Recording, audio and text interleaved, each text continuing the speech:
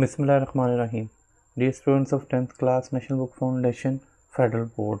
Last time हमने जहाँ से टॉपिक से छोड़ा था एप्लीकेशंस, उससे आगे नेक्स्ट है green house effect and global warming. असल में ग्रीन हाउस इफेक्ट होता क्या है कि जितने भी ऑब्जेक्ट्स हैं जिसमें कि ज़मीन भी शामिल है, ये रेडिएशंस जो सन की रेडिएशंस हैं उसको एब्जॉर्ब भी करती है और रेडिएट भी करती है, मतलब उसके अपने अंदर जज़ब भी करती है और फिर उसको बाहर भी निकाल देती है। अर्थ भी ऐसे ही करती है, ये रेडिएशंस को एमिट करती है और जो लो एनर्जी रेडिएशंस होती हैं उनको एटमॉस्फेयर में वापस भी भेज देती है। लेकिन वाटर वेपर्स, लेकिन कुछ जो ग्रीन हाउस गैसेज होती हैं, कार्बन डाइऑक्साइड सबसे इम्पॉर्टेंट है उसमें, इसके अलावा मीथेन भी शामिल है, कुछ वाटर वेपर्स भी शामिल होते हैं। ये इस अर्थ ने जो रेडिएट की थी, एक बार तो पहले अर्थ ने एब्जॉर्ब की थी ना, बाद में अर्थ रेडिएट, जब उसने रेडिएट की हीट तो उसके बाद उसको वो दोबारा अर्थ में जो है ना वो एमिट कर देते हैं। यानी कि पहले सन से अर्थ में आई, अर्थ ने जो है ना वो जब उसको रेडिएट किया, दोबारा बाहर निकाला, तो ऊपर जो ग्रीन हाउस वाली गैसेस थी उन्होंने एब्जॉर्ब करके दोबारा इसको अर्थ की तरफ ही भेज दिया। ये बहुत ज़रूरी प्रोसीजर है जिसकी वजह से जो अर्थ है उसका टेम्परेचर मेंटेन रहता है और वो इतना रहता है कि जो जानदार हैं वो उसमें ज़िंदा रह सकते हैं। अदरवाइज़ टेम्परेचर फिर बहुत कम हो जाएगा और लाइफ सस्टेन नहीं कर सकेगी। ये सारा प्रोसीजर जो है ये ग्रीन हाउस इफ़ेक्ट कहलाता है। अगर ज़मीन में हमारे अराउंड में कोई एटमॉस्फेयर ना होता तो जितनी भी सनलाइट ज़मीन तक आई थी वो सारी की सारी सनलाइट की एनर्जी जो थी वो एब्जॉर्ब हो जाती। एब्जॉर्ब होने से क्या होना था कि अर्थ का टेम्परेचर बहुत कम हो जाना था, तकरीबन -180 डिग्री सेंटीग्रेड तक ड्रॉप कर जाता। इस सारे प्रोसीजर को ग्रीन हाउस इफ़ेक्ट कहा जाता है। देखिए सनलाइट है, सनलाइट यहाँ सूरज की रोशनी आ रही है ज़मीन के ऊपर, अर्थ इसको एब्जॉर्ब कर रही है, एब्जॉर्ब करने के बाद वापस रेडिएट कर रही है। लेकिन इसमें से अगर जो हमारे अराउंड में जो एटमॉस्फेयर है और ख़ास तौर पे मीथेन वगैरह जो उसमें सारी की सारी ग्रीन हाउस वाली गैसेज हैं, वो जैसे ही आकर इनके साथ टकराते हैं तो ये बजाय इसके करने के ये गैसेज एब्जॉर्ब कर लेती हैं। गैसेज एब्जॉर्ब करने के बाद उसको बाहर रेडिएट करने की बजाय वापस ज़मीन पे फेंक देती हैं। इससे ये होता है कि एक टेम्परेचर जो है वो मेंटेन रहता है और जो जितने भी लिविंग ऑर्गेनिज़म्स ज़िंदा जानदार मौजूद हैं ज़मीन के ऊपर वो उन कंडीशंस में ज़िंदा रह सकते हैं। अदरवाइज़ अगर ये सारे का सारा एब्जॉर्ब होकर दोबारा रेडिएट हो जाएगा तो ज़मीन का टेम्परेचर बहुत कम हो जाएगा कि यहाँ पे रहना मुश्किल हो जाएगा। अब इसमें भी है कि हर एक गैस जो है वो एक ख़ास बाय वॉल्यूम पाई जाती है। लाइक कार्बन डाइऑक्साइड 0.03% होती है, ऑक्सीजन आलमोस्ट 22% होती है, बाकी गैसेस की भी एक ख़ास परसेंटेज होती है।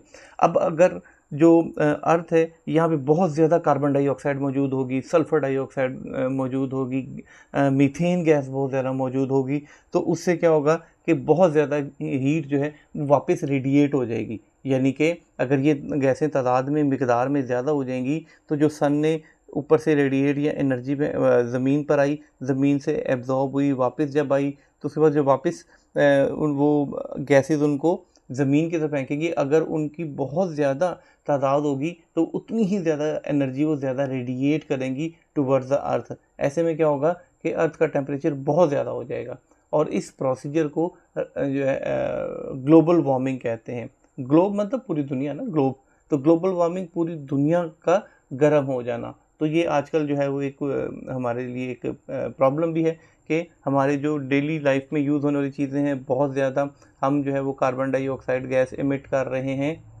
इसके अलावा सल्फ़र डाइऑक्साइड और दूसरी गैसेस, ये सारी की सारी जो हैं वो बहुत ज़्यादा सन की जो हीट है वो वापस अर्थ की तरफ रेडिएट कर रही हैं, जिससे टेम्परेचर तेज़ी से बढ़ रहा है और इसी चीज़ को ग्लोबल वार्मिंग कहा जाता है। अब इस ग्लोबल वार्मिंग के बेशुमार जो है वो नतायज और ख़तरनाक नतायज जो है वो निकलते हैं। मिसाल के तौर पे फ्लडिंग, इससे बहुत ज़्यादा सैलाब आते हैं। वो कैसे कि जब हमारी ज़मीन का टेम्परेचर जो है बढ़ना शुरू हो जाता है तो ज़्यादा से ज़्यादा पानी जो कि समंदरों में, झीलों में, दरियाओं वगैरह में मौजूद होता है वो एवेपोरेट होना शुरू हो जाता है। वो जितना एवेपोरेट होकर ऊपर जाएगा उतने ही ज़्यादा क्लाउड्स बनेंगे और जितने ज़्यादा क्लाउड बनते हैं उतनी ज़्यादा बारिशें होती हैं, और जितनी ज़्यादा बारिशें होंगी उतने ज़्यादा फ्लड आएंगे। ऐसी वजह से जो आते हैं सैलाब आते हैं वो बहुत ज़्यादा हो जाएंगे। और दूसरा, अगर टेम्परेचर जितना ज़्यादा इंक्रीज़ होगा तो पहाड़ों में से, ख़ासतौर पे ग्लेशियर्स वगैरह में से, उतनी ज़्यादा मिकदार में जो है वो बर्फ़ पिघल जाएगी। वो उतनी ही ज़्यादा जो है वो वहाँ से मेल्ट होने के बाद दरियाओं में से होती हुई आएगी और बहुत ज़्यादा सैलाब की शक्ल इख्तियार कर जाएगी। Next one is hurricanes. Hurricanes क्या होते हैं कि जितनी ज़्यादा ग्लोबल वार्मिंग होगी उतना ज़्यादा हमारे जो समंदर हैं उनमें हीट ज़्यादा प्रोड्यूस होगी। ऐसे में जो हरिकेन्स हैं उनको ज़्यादा एनर्जी मिलती है और वो फिर ज़्यादा स्ट्रॉन्ग, फास्टर और ज़्यादा बहुत तेज़, यानी 200 माइल 300 माइल तक हवाएं चलना शुरू हो जाएंगी और बहुत ज़्यादा हैवी रेन भी जो है उससे होती है। Next one is rainfall. कहते हैं rising temperature due the global warming has increase evaporation. मैंने बता दिया आपको कि जैसे जैसे टेम्परेचर बढ़ेगा उतनी ही ज़्यादा नीचे से एवेपोरेशन होगी। जितनी ज़्यादा एवेपोरेशन होकर ऊपर की तरफ जाएगी उतनी ही ज़्यादा बादल बनेंगे, उतनी ज़्यादा बारिश होगी और ऐसे में रेट ऑफ रेनफॉल जो है वो इंक्रीज़ हो जाएगी। Next one is ड्रॉफ।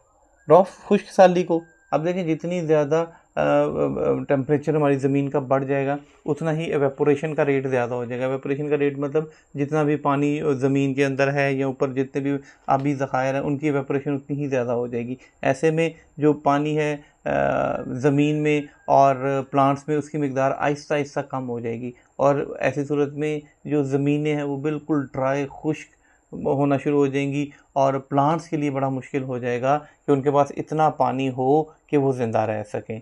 इसके अलावा वाइल्ड फायर्स होती हैं। वाइल्ड फायर्स कहते हैं जो जंगलात में जो आग लग जाती है। असल में जितना ज़रा टेम्परेचर बढ़ता जाएगा ग्लोबल वार्मिंग की वजह से, ऐसे में जो दरख्त हैं वो उतने ज़्यादा ड्राई हो जाएंगे, वेजिटेशन, बुशेज़ यानी झाड़ियाँ वगैरह बढ़ जाएंगी और इसके अलावा जितना ये बढ़ जाएगा उतने ही ज़्यादा चांसेस हो जाते हैं आग लगने के, क्योंकि एक बार अगर हल्की सी भी फायर स्टार्ट हो जाए, आग स्टार्ट हो जाए, किसकी वजह से कोई भी आग जला दे, कोई ह्यूमन एक्टिविटी हो या फिर बिजली के गरजने से, चमकने से, उससे किसी भी तरीके से अगर वहाँ पे हल्की सी भी जो है वो आग जल जाती है तो वो फिर बहुत ज़्यादा फैल जाती है, क्योंकि खुश्क हर तरफ झाड़ियाँ और खुश्क दरख्त होते हैं और फिर उसको कंट्रोल करना बहुत मुश्किल हो जाता है और जिसके नतीजे में बहुत ज़्यादा धुआं निकलता है और जंगली जानवर जो हैं वो बहुत ज़्यादा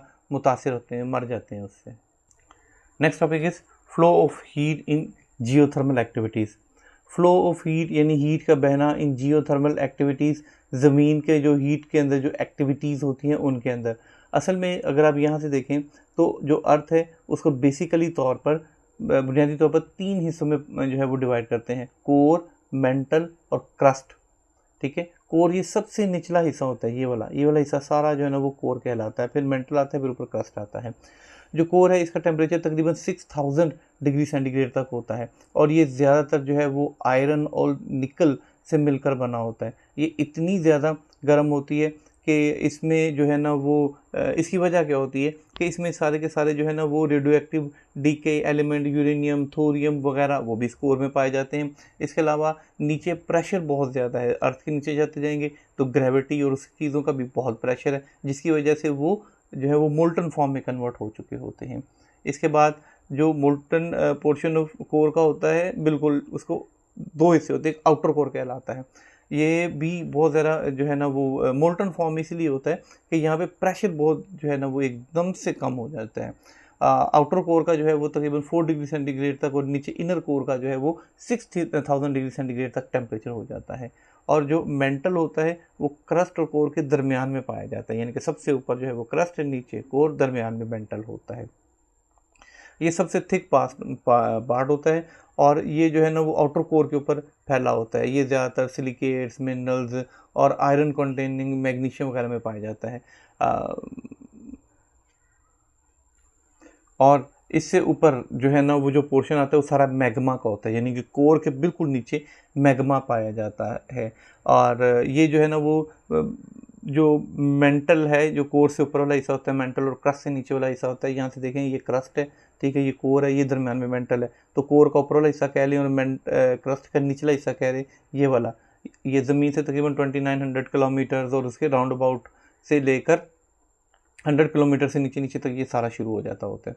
अब यहाँ पे जो है ना वो सेमी या पार्शियल मोल्टन रॉक्स होती हैं, ये सारी की सारी मेल्ट नहीं होती, और यही जो है वो सॉइल और वॉल्केनिक ओरिजिन जब आतिशफशां फटते हैं तो यही जो है वो बाहर निकलती है, अदरवाइज कोर बहुत नीचे होती है। अब नेक्स्ट है कि flow of magma beneath the earth. अब अभी हमने पढ़ा है कि जो क्रस्ट है उसके नीचे है वो सारा मैग्मा होता है। अब मैग्मा क्या होता है कि ये बेसिकली बहुत हाई टेम्परेचर तकरीबन 2000 से 6000 डिग्री सेंटीग्रेड तक जो है उसके दरमियान में ये फ्लो कर रहा होता है। तो जो नीचे से हीट है जो कि कोर की है जिसका टेम्परेचर 6000 डिग्री सेंटीग्रेड है, यहाँ से हीट जो है वो कंडक्शन के ज़रिए आहिस्ता आहिस्ता आहिस्ता ऊपर की तरफ फ्लो करना शुरू कर देती है, और उस हिस्से का जो है ना वो टेम्परेचर बढ़ाती है, जिस वजह से वहाँ पे रॉक्स जो होती हैं वो मोल्टन फॉर्म में होती है। ये टेम्परेचर 2000 से ज़्यादा जो है वो हो जाता है, जिसमें वो रॉक्स ज़्यादा मेल्ट होना शुरू हो जाती होती हैं, क्योंकि प्रेशर भी होता है, ग्रेविटी भी वहाँ पे ज़्यादा है, टेम्परेचर भी हाई हो जाता है, तो वो मोल्टन फॉर्म में कन्वर्ट हो जाती होती हैं। अब कंडक्शन के ज़रिए जो है वो मैग्मा मुसलसल उसको हीट मिलती रहती है। अब जब वो गर्म होता रहता है तो फिर वो उसकी डेंसिटी कम हो जाती है। डेंसिटी कम होने की वजह से वो ऊपर हो जाता है, और जो उसकी निस्बत हल्का सा जो है वो ज़्यादा जिसका टेम्परेचर कम होता है वो नीचे बैठना शुरू हो जाता है। वो सिंक करता है, पीछे पढ़ा हमने कि जो हॉट बॉडीज होती हैं, हो चाहे वो एयर है या कोई भी है, वो ऊपर की तरफ राइज करती हैं, नीचे थोड़ी सी जगह बचती है, ऊपर से जो ठंडे वाले मॉलिक्यूल हैं वो नीचे आते हैं। Same is the case with, तो वो भी नीचे की तरफ आना शुरू हो जाते हैं। ऐसी सूरत में जो वो मैग्मा जो है वो कन्वेक्शन करंट्स की तरह प्रोड्यूस करता है और वो फ्लो करना शुरू कर देते हैं। हॉट मैग्मा जो गर्म मैग्मा वाला हिस्सा है वो ऊपर आना शुरू हो जाता है, और जो ठंडा मैग्मा वाला हिस्सा है वो नीचे आना शुरू हो जाता है। वो ऐसे एक प्रोसीजर चलता रहता है जैसे बॉइलिंग वाटर की तरह होता है, और जो मैग्मा है वो फ्लो करता रहता है। नेक्स्ट देखें वॉल्केनिक एरप्शन। अब इसमें क्या होता है, कहते हैं magma rises from the mantle due to the convection currents, कि हम पीछे बताया अभी कि नीचे से जो है वो कन्वेक्शन करंट्स प्रोड्यूस होती हैं, उससे जो है वो मैग्मा जो है वो ऊपर की तरफ आना शुरू हो जाता है, और प्रेशर जो है वो डिफरेंट हो जाता है मेंटल और क्रस्ट में, ठीक है ना। मेंटल में ज़्यादा हो जाता है, क्रस्ट में कम होना शुरू हो जाता है। It is stored in the crust at the place called magma chamber, और वहाँ यहाँ पे एक जगह पे सारा इकट्ठा होना शुरू हो जाता है जिसको मैग्मा चैम्बर कहते हैं। As magma rises its pressure decreases, जैसे ही मैग्मा जो है वो ऊपर की तरफ आता है उसका प्रेशर थोड़ा कम हो जाता है। This allows the dissolved gases such as water vapour, carbon dioxide and other volatile to release in it to increase the internal pressure of the magma। अब इसमें क्या होता है, कार्बन डाइऑक्साइड और जो दूसरी होती हैं उसका टेम्परेचर कम होने की वजह से वो ऊपर की तरफ थोड़ा सा रिलीज़ होती हैं। जब ऊपर की तरफ रिलीज़ होती हैं तो जो इंटरनल प्रेशर होता है वो बहुत ज़्यादा बढ़ जाता है।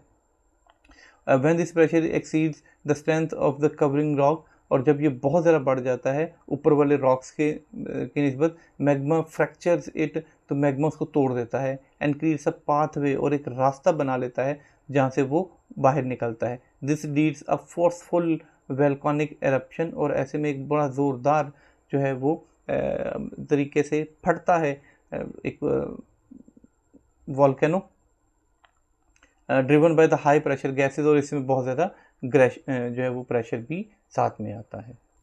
हमारा आज तक का लेक्चर यहीं तक था। उसके बाद इंशाल्लाह नेक्स्ट लेक्चर में हम न्यूमेरिकल्स करेंगे फर्स्ट चैप्टर के। Thank you very much.